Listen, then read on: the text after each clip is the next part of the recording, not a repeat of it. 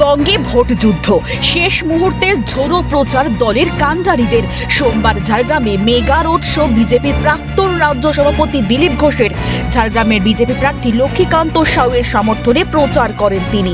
মানিকপাড়ার Sardiha rail station থেকে শুরু হয় র্যালি, শেষ হয় গদি মোড়ে গিয়ে। প্রচন্ড গরমকে উপেক্ষা করে মানুষের ঢল নামে মিছিলে। র্যালিতে মানুষের উন্মাদনা ছিল চোখে পড়ার মতো। বিজেপি নেতা দিলীপ ঘোষ এই মুহূর্তে র্যালি করছেন ঝাড়গ্রামের মানিকপাড়াতে। এই মুহূর্তে তিনি সেই পথসভার মধ্যে দিয়ে প্রচার সারছেন। সাধারণ মানুষকে যে সমস্ত কর্মী তারা রীতিমতো কিন্তু এই র্যালিতে পায়ে পা মেলাচ্ছেন।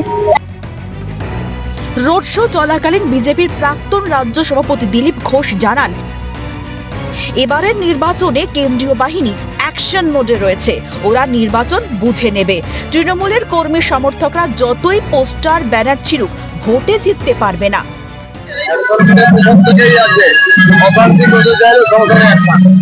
বিভিন্ন জায়গায় দেখা যাচ্ছে একাধিক স্ক্যানারে ধরা পড়েছে বিভিন্ন ওসি এবং পুলিশের কর্তারা। সেক্ষেত্রে কি কি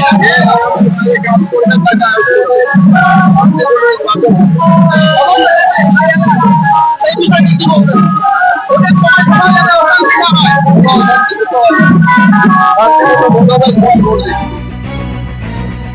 এছাড়াও এদিন ঝাড়গ্রামের বিজেপি প্রার্থী লক্ষ্মীকান্ত সাউ বলেন, এখানে অনেকগুলো পেপার মিল ছিল, এই সরকারের আমলে ওগুলো সব বন্ধ হয়েছে। বিজেপি ক্ষমতায় এলে পেপার মিলগুলোকে আবার চালু করবে। এই মানিকপাড়া অঞ্চলে একটা শিল্পাঞ্চল ছিল, শিল্পাঞ্চলকে বন্ধ করা দেওয়া হয়েছে।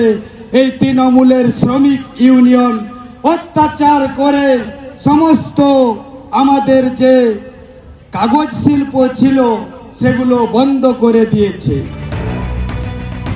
ঝাড়গ্রামে নিজের জয় নিয়ে আশাবাদী বিজেপি প্রার্থী লক্ষ্মীকান্ত সাউ।